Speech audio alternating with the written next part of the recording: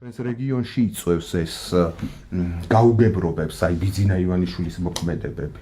აი მაგალითად სომხეთში ახლა წინასაარჩევნო პერიოდია, ცხელი და ერთ-ერთ მთავარ თემად იქცა იქ საკითხი, რომ რატო ხდება ივანიშვილი ალიევს და არ შეხვდა ფაშინიანს. ესე იგი ფაშინიანს პატივს არ სცემენ. და ამის საფუძველზე დაიწყო კრიტიკა, ხო? და მართლა საინტერესო შეკითხვა, რატო ხვდება ალიევს და არ ხვდება ფაშინიანს? იმიტომ რომ ბიძინა ივანიშვილი მოქმედებს თავისი პირადი ინტერესებით.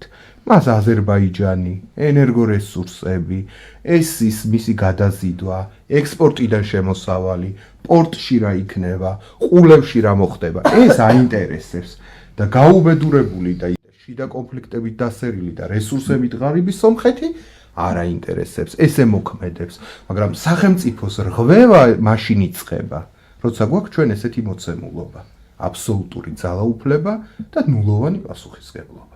აი ივანიშვილი არის ამისი დემონსტრირება, აბსოლუტური ძალაუფლება აქვს, ნულოვანი პასუხისმგებლობა აქვს. და გვყავს პრემიერ-მინისტრი, რომელსაც აქვს ნულოვანი ძალაუფლება და ყველაფერი რამე თუ მოხდება, მაგას მოჭრიან თავს, მაგას დაიჭერენ, მაგას გაუშვებენ წინ.